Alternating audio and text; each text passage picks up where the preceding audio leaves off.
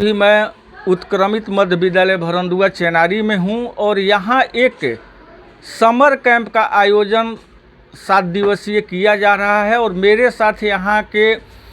प्रधानाध्यापक अशोक प्रसाद जी हैं। उन्हीं से हम बात करेंगे। सर, ये जो समर कैंप का आयोजन आपके विद्यालय में आपके नेतृत्व में किया जा रहा है, उसमें बच्चों को क्या क्या सिखाया जा रहा है? सबसे पहले तो मैं आपके चैनल को नमस्कार करना चाहूँगा और सभी दर्शकों को भी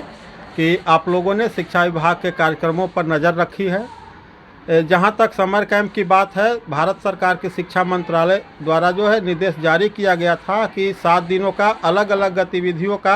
आयोजन जो है विद्यालयों में बच्चों के बीच किया जाना है, जिसका उद्देश्य है कि विद्यालय के बच्चे परंपरागत रीति रिवाज, साहित्य, कला, चित्रकला, पारंपरिक जो है पकवान, इस सब से अवगत हो जाएं और भविष्य में भी हमारे संस्कृति का जो है रक्षा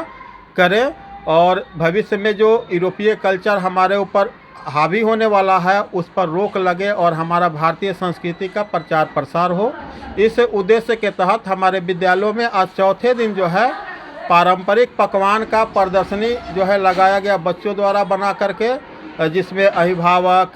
PSS के मेंबर, बच्चे और अन्य सम्मानित गण जो हैं हमारे इस चेनारी प्रखंड के, वे आ करके उससे अवगत हुए, उनका लाभ उठाए और बच्चों ने काफ़ी मेहनत करके तरह तरह के पकवान जो लुप्त होते जा रहे थे उसको बना करके प्रदर्शित करने की कोशिश की। तो समर कैंप में तो बच्चों को बहुत कुछ सीखने का मौका मिल रहा होगा और चेनारी प्रखंड में ये भी चर्चा है कि अशोक गुरुजी जिस भी विद्यालय में रहते हैं उसमें कुछ एक अलग छात्र छात्राओं के बीच प्रतिभा को निखारने का हमेशा कोशिश करते हैं, जिससे उनका विद्यालय एक अलग ही स्थान रखता है। इसके बारे में गुरुजी आप क्या कहना चाहिए? जी बिल्कुल, ऐसे हमारा NEP 2020 भी जो है वो भी कह रहा है कि करके बच्चों को सीखने का अवसर मिले। तो ये 7 दिनों का जो समर कैंप है इसमें पूर्णतः बच्चे स्वयं करके सीख भी रहे हैं और दूसरे को प्रेरित भी कर रहे हैं। पहले दिन के जो कार्यक्रम थे अभिवादन से रिलेटेड थे, बच्चों को कैसे किसी से पेश आना चाहिए, अनुशासित ढंग से कैसे बोलेंगे, ये सारे तौर तरीके सीखे। उसके बाद वर्चुअल जो है उन्होंने शहर का विजिट किया कि हमारे देश जो है उसके मुख्य मुख्य शहर, हमारे धरोहर क्या क्या है, ऐतिहासिक स्थल क्या है, उनसे संबंधित उनको जानकारी वर्चुअल रूप में दी गई थी। इसके बाद जो आज का दिन था वो लुप्त हुए पकवानों जैसे पिठौरी, पीठा, खाजा, लट्ठो,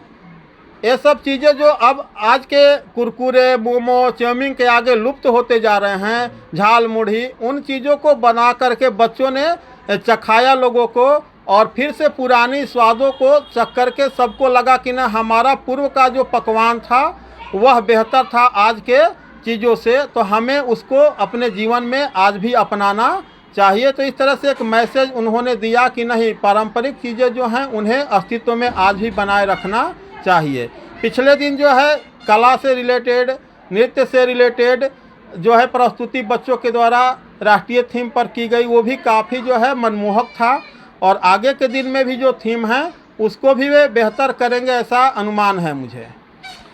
ये कहा जाता है कि बच्चे ही देश के भविष्य होते हैं और जब बच्चे अनुशासित होंगे तो वे देश अनुशासित होगा, वे देश विकसित होगा। और इस विद्यालय में जब से इन्होंने प्रधानाध्यापक का पदभार ग्रहण किया है तब से ही यहाँ के छात्र छात्राओं को अनुशासित बनाने का नृत्य में, संगीत में या किसी भी कला में रुचि रखने वाले बच्चे हैं, ये प्रधानाध्यापक महोदय के स्तर से एक अच्छा प्लेटफॉर्म दिया जा रहा है। तो गुरुजी एक चीज़ बताइए दर्शकों को, कहीं ना कहीं इसमें तो स्ट्रगल भी आपको बहुत करना पड़ता है। बिल्कुल करना होता है, स्वतः भी करना होता है, समाज से भी करना होता है, विभाग से भी करना होता है, क्योंकि हर चीज़ें स्वाभाविक इसमें नहीं की जा सकती है। कहीं त्याग करना है समय का, धन का और विचारधारा का भी कहीं कहीं जो है त्याग करना है। कोई जो है परंपरावादी चीज़ों को अपनाना नहीं चाह रहे हैं, वो मॉडर्न लाइफ जीना चाह रहे हैं। परिवार के लोग चाहेंगे कि हमारा जो है बच्चा हमारे घर के अधिकतर समय घर में बिताए, लेकिन कुछ ना कुछ त्याग करना होगा, तभी जाकर के हम नया कुछ कर पाएंगे। और जहाँ तक बच्चों की बात है कि बच्चे जो है भविष्य के नागरिक हैं, तो मेरा मानना है कि बच्चे की भूमिका भविष्य में ही नहीं है, बच्चे की भूमिका वर्तमान में भी है। हम बड़े बहुत सारे निर्णय नहीं ले पाते हैं, लेकिन जब उन समस्याओं को बच्चों के बीच में हम रखते हैं तो वे बच्चे भी उसका जो है सही निर्णय ले करके हमें रास्ता दिखा जाते हैं। तो बच्चों की भूमिका वर्तमान में भी है, और इसलिए हम बच्चों को समाज से अलग करके नहीं देख सकते हैं, उनको भी हमें निर्णयों में शामिल लेना होगा, तभी हम आज वर्तमान को भी बेहतर बना सकते हैं। यहाँ के शिक्षा विभाग से आपको सपोर्ट मिल पाता है? शिक्षा विभाग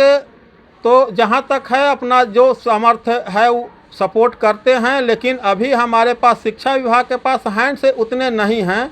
कि हर चीज़ों को वह जो है गहन दृष्टिकोण से जांच सके। लेकिन जो भी हैंड्स हैं वे भरपूर मेरे विचारधारा के साथ, मेरे एक्टिविटीज़ के साथ देते रहे हैं। इस विद्यालय में कार्यरत जो शिक्षक और शिक्षिकाएं हैं, उनका किस तरह से बच्चों का भविष्य निखारने में योगदान रहा है? जब शुरुआती दौर में मैं यहाँ आया था, तो जब इस सिस्टमेटिक ढंग से सारी चीज़ें होने लगे तो उनको भी थोड़ा सा अटपटा लगा, क्योंकि वे दूसरे प्रक्रिया से गुजरे हुए थे और इस तरह से फिर नए सिरे से गुजरने में उनको असहज महसूस हो रही थी। लेकिन मेरे साथ जब काम करते करते आदी हो गए हैं, तो अब उनको गर्व हो रहा है कि नहीं, हमको ये विद्यालय मिला, हमको ऐसे प्रधानाध्यापक मिले जहाँ सीखने का अवसर मिला, पहचान बनाने का अवसर मिला, और बच्चों के जीवन को संवारने में हम मन से काम कर रहे हैं, ये माहौल मिला। तो अब जो है सारे शिक्षकों में भी एक खुशी की लहर है और अपने आप को गर्वान्वित महसूस कर रहे हैं। ये प्रखंड जो चेनारी है, यहाँ के प्रखंड वासियों का कहना है कि जो उत्क्रमित मध्य विद्यालय भरंदुआ के जो प्रधानाध्यापक हैं, वे सभी विद्यालयों के लिए एक प्रेरणादायक हैं। तो अन्य विद्यालयों के लिए सर जी आप क्या कहिएगा, क्या संदेश देना चाहेंगे? देखिए, जहाँ तक जो भी विद्यालय है प्रखंड के, पहले निष्क्रिय थे, लेकिन यहाँ कुछ कुछ होता रहता है। हम जहाँ रहते हैं कुछ नए गतिविधियाँ होती रहती हैं, तो उससे प्रेरणा लेके आज के डेट में हर विद्यालय कुछ न कुछ नया करने की कोशिश कर रहा है। जिसकी जितनी सामर्थ्य है, जितने संसाधन है, उसी संसाधन में चेनारी ब्लॉक का हर विद्यालय कुछ न कुछ करने की कोशिश कर रहा है। एक बहुत बड़ी उपलब्धि है कि विभाग जो है उतने समय में ऐसी चीज़ें नहीं कर पा रही थी, लेकिन आज एक विद्यालय का अनुकरण करके सारे विद्यालय कुछ न कुछ अपने यहाँ करने लगे, और एक बदलाव चेनारी प्रखंड के विद्यालयों में देखी जा रही है। विद्यालय के बच्चों मतलब जो पढ़ने आते हैं, छात्र छात्राओं के लिए आपका क्या संदेश होगा, और भविष्य में उनके लिए और क्या आपके पास प्लान होगा? विद्यालय के बच्चे जो हैं नियमित रूप से विद्यालय आएँ, जो भी टास्क है उसको पूरा करें। बच्चे के अभिभावक भी विद्यालय के संपर्क में बने रहे, पीटीएम में आए, जो भी मार्गदर्शन देना है, जो भी सुझाव देना है, उस शिक्षकों के बीच रखें और शिक्षकों की बातों को भी सुने और उस पर अमल करें। जहाँ तक बच्चों की सफलता असफलता की बात है, तो जिस मेहनत के साथ अभी बच्चे यहाँ अध्ययनरत हैं, उसी मेहनत के साथ आगे भविष्य में भी अगर 10 साल तक इसी तरह से करते रहे तो निश्चित है कि 100% अपने जीवन में उस सफल होंगे। केवल जो है किसी एक क्षेत्र में नहीं, जीवन के हर क्षेत्रों में उस सफल होंगे, क्योंकि यहाँ सर्वांगीण विकास की बात की जाती है, केवल किताब कॉपी की बात नहीं की जाती है। बच्चों के हर क्षेत्रों का, चाहे वो कला का क्षेत्र हो, शारीरिक रूप से हो, ज्ञान का क्षेत्र हो, व्यवहार का क्षेत्र हो, हर दृष्टिकोण से यहाँ बच्चों को तैयार किया जाता है और वे बहुमुखी प्रतिभा के बन जाएंगे अगर इसी तरह से सतत ये जो है 5 साल 10 साल तक ही काम करते रहेंगे तो, और एक आदर्श नागरिक का रूप धारण वे कर लेंगे। उत्क्रमित मध्य विद्यालय के प्रधानाध्यापक अशोक प्रसाद जी का कहना है कि अगर इस स्कूल में पढ़ने वाले बच्चे अगर इसी तरह सतत प्रयास करें तो 5 और 10 साल में वे एक सक्षम किसी भी क्षेत्र में अपनी सफलता को प्राप्त करेंगे। यहाँ जो है बच्चों की बहुमुखी प्रतिभा को निखारने का काम होता है, केवल किताबी ज्ञान देने की काम नहीं होता है। भरंदुआ उत्क्रमित मध्य विद्यालय, रिपब्लिक न्यूज़ के लिए दिनेश तिवारी की रिपोर्ट।